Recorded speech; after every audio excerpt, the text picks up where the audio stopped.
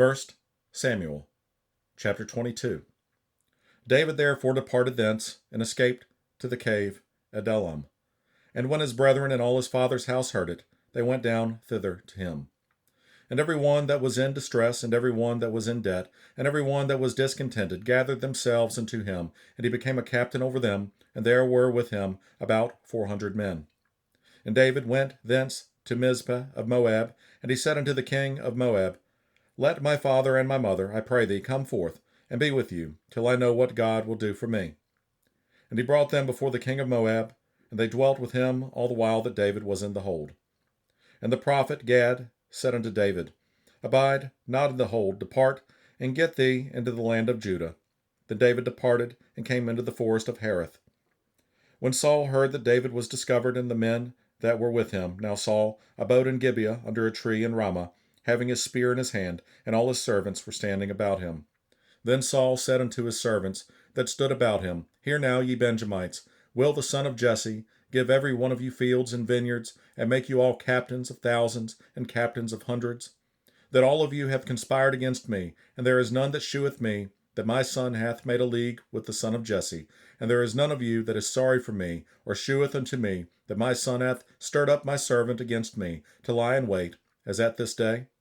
Then answered Doeg the Edomite, which was set over the servants of Saul, and said, I saw the son of Jesse coming to Nob, to Ahimelech, the son of Ahitub.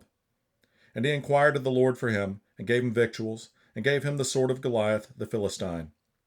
Then the king sent to call Ahimelech the priest, the son of Ahitub, and all his father's house, the priests that were in Nob, and they came all of them to the king. And Saul said, Hear now, thou son of Ahitub. And he answered, Here I am, my lord.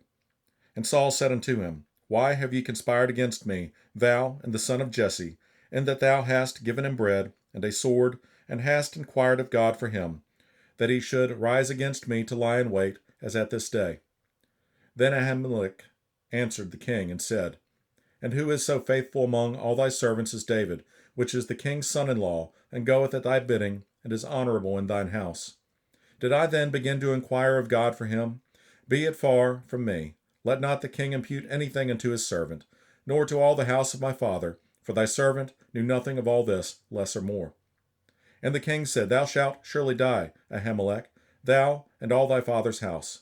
And the king said unto the footmen that stood about him, Turn and slay the priests of the Lord, because their hand also is with David, and because they knew when he fled, and did not shew it to me. But the servants of the king would not put forth their hand to fall upon the priests of the Lord. And the king said to Doeg, Turn thou, and fall upon the priests. And Doeg the Edomite turned, and he fell upon the priests, and slew on that day 85 persons that did wear a linen ephod.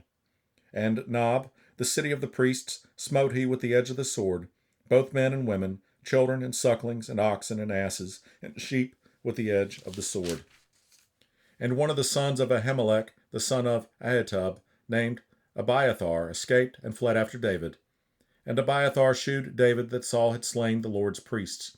And David said unto Abiathar, I knew it that day, when Doeg the Edomite was there, that he would surely tell Saul, I have occasioned the death of all the persons of thy father's house.